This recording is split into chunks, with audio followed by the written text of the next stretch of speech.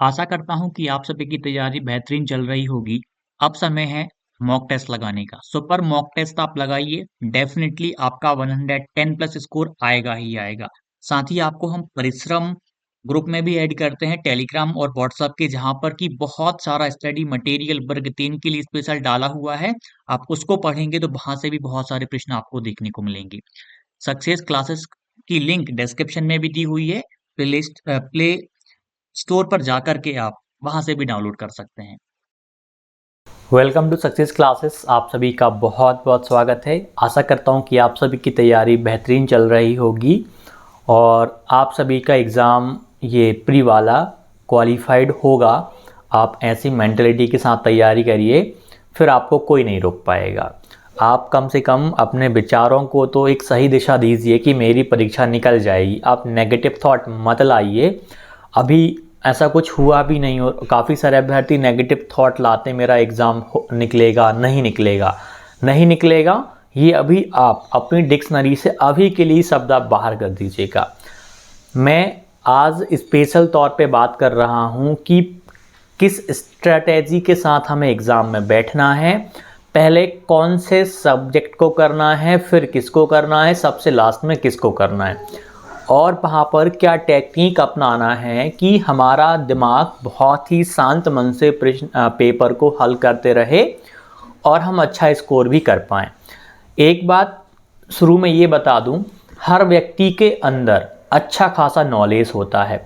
आपके अंदर भी बहुत ही अच्छा नॉलेज है, लेकिन वास्तविकता यह है कि कौन व्यक्ति अपने नॉलेज को किस तरीके से प्रयोग में लाता है।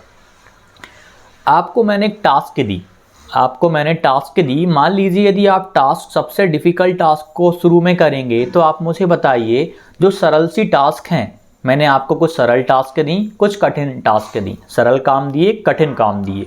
यदि आप शुरू में बहुत कठिन कार्यों को करते हैं और फिर अंत में जाकर के आप सरल कार्यों को करते हैं, तो क्या आप अंत में जिन सरल कार्यों को कर रहे हैं, क्या उनको आप उस इफ़ेक्टिवनेस के साथ कर पाओगे जो जबकि आप पहले करते? नहीं कर पाओगे। टफ टास्क है, आपसे नहीं बनेगी तो आपका माइंड डिस्ट्रैक्ट हो जाएगा, आपका दिमाग ख़राब हो जाएगा कि यार अब तो पता नहीं वो सरल वाला भी बनेगा कि नहीं, मतलब कॉन्फिडेंस आपका लो हो जाएगा। यदि आप एक सिंपल सी टास्क को शुरू में कर लेते हैं, धीरे धीरे कॉन्फिडेंस बूस्ट होगा, आपका कॉन्फिडेंस बढ़ेगा और आप जाते जाते आखिरी में भी उस डिफ़िकल्ट टास्क को एक अच्छी लगन के साथ हल करने की कोशिश करोगे। आपके पास 5 विषय हैं। हिंदी है, संस्कृत आप लैंग्वेज 2 में इंग्लिश ऑब्लिक में ले लो। हिंदी है, संस्कृत है, सीडीपी है, मैथ्स है और ईवीएस है। अब हम बात करें, ये आपकी हिंदी सब्जेक्ट है, मैं इसको चलो हिंदी नाम दे देता हूँ। आपकी हिंदी लैंग्वेज है। यह लैंग्वेज तो आपको आसान लगती होगी, आपने अभी तक किसी भी मॉक में लगाई हुई हो।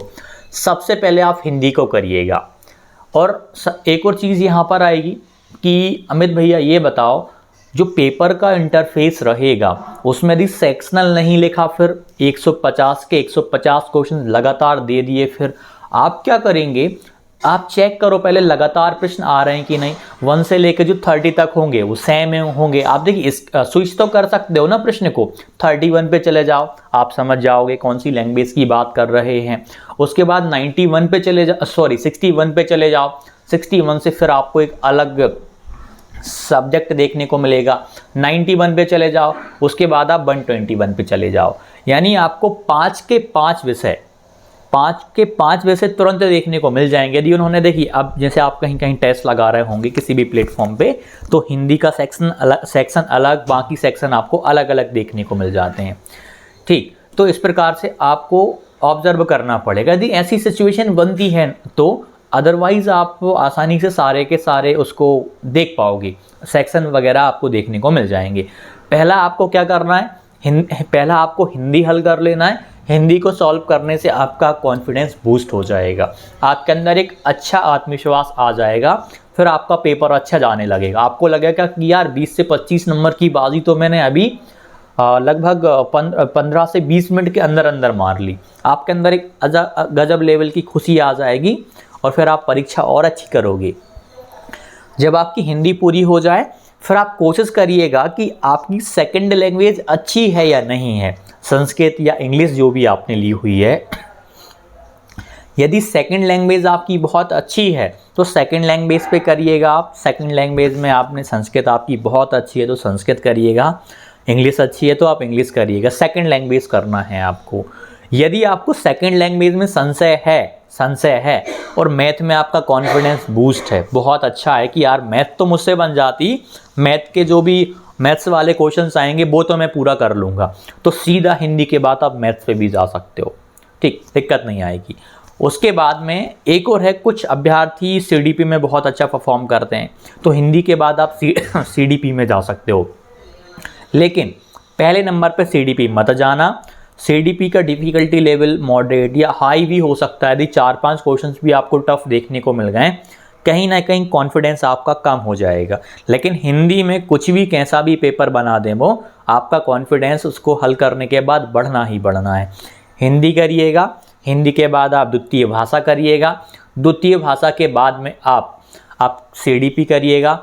अब बचता है मैथ्स और ईवीएस, फिर मैथ्स करिएगा, देन अंततः आपको ईवीएस करनी है। ईवीएस को आप स्टार्टिंग में मत करिएगा, ईवीएस में बहुत सारे प्रश्न बहुत ऊटपटांग आ जाते हैं। सीटेट की तरह ईवीएस यहाँ पर नहीं पूछी जाती है। सीटेट से एक अलग ही लेवल की ईवीएस पूछी जाती है, किसी भी अदर टेट की तुलना में थोड़ा सा लेवल मेंटेन करके रखा हुआ था पिछली बार।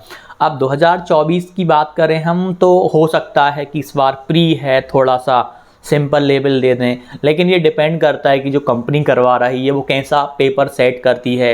बहुत ज़्यादा शिफ्ट में जब पेपर चलते हैं तो क्वेश्चंस बनाना थोड़ा सा डिफ़िकल्ट होता है, तो वो बहुत सारे टफ क्वेश्चंस भी उसमें इंक्लूड कर देते हैं। लेकिन मैंने जो स्ट्रेटेजी आपको बताई है, पहले भाषा को हल कर लीजिएगा, खासकर हिंदी को। उसके बाद में आपका कॉन्फिडेंस यदि सीडीपी में अच्छा है तो सीडीपी पे जाइए। आपका कॉन्फिडेंस बहुत अच्छा यदि मैथ में है, जैसे कि मैं अपनी बात करूं, मैं लैंग्वेज के बाद में सीधा हिंदी पे मैथ्स पे जाता, लेकिन जब मैंने तब हल सॉल्व किया हुआ था तब मेरा पैटर्न एक अलग ही था। पहले मेरी लैंग्वेज आ गई थी, लैंग्वेज संस्कृत आ गई थी, और संस्कृत का जो पैसेज मुझे चंद्रयान 2 का देखने को मिल गया था, तो मैंने उसको ही संस्कृत को ही सबसे पहले कर लिया था। सबसे पहले संस्कृत देखने को मिल गई और मैंने संस्कृत को ही करा था। क्यों करा था मैंने संस्कृत को? संस्कृत में मुझे स्टार्टिंग के जो पैसेज थे मैंने बस देखे, चंद्रयान 2 उनके प्रश्नों को जब मैंने देखा तो मतलब बिना पढ़े मुझसे बन रहे थे। चंद्रयान 2 की डेट क्या है, किसने लॉन्च किया है, कब लॉन्च हुआ, इस प्रकार की डेट थी। बस उसको फिर भी मैंने 1-2 बार अच्छे से पढ़ा था उस पैसेज को, उसके बाद फिर मैंने उसको सॉल्व करा। तो संस्कृत ही मैंने स्टार्टिंग में कर ली थी क्योंकि मुझे पहले नंबर पे मिल गई और संस्कृत मुझसे बन रही थी अच्छे से।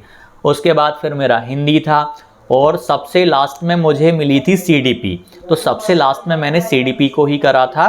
उससे पहले मैथ्स आ गई थी और मैथ्स में कुछ क्वेश्चंस में मैं रुका था तो मैंने स्टार में डाल दिया था। स्टार में डालने का कारण यह था, लगभग 10 से 12 क्वेश्चंस मैंने स्टार में डाले हुए थे। स्टार में डालने का कारण क्या था, उनमें मुझे डाउट था।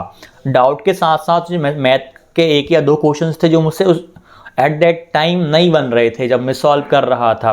लास्ट में सॉल्व किया तो मेरा आंसर सही आया था। तो इस टेक्निक को अपनाना है, आपका स्कोर बहुत अच्छा जाएगा। बिंदास तैयारी करिएगा, जो भी डाउट हो कमेंट कीजिएगा। मिलते हैं अगली वीडियो में, धन्यवाद। आशा करता हूं कि आप सभी की तैयारी बेहतरीन चल रही होगी। अब समय है मॉक टेस्ट लगाने का। सो पर मॉक टेस्ट आप लगाइए, डेफिनेटली आपका 110 प्लस स्कोर आएगा ही आएगा।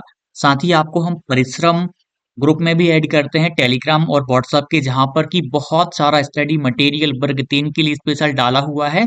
आप उसको पढ़ेंगे तो वहां से भी बहुत सारे प्रश्न आपको देखने को मिलेंगे।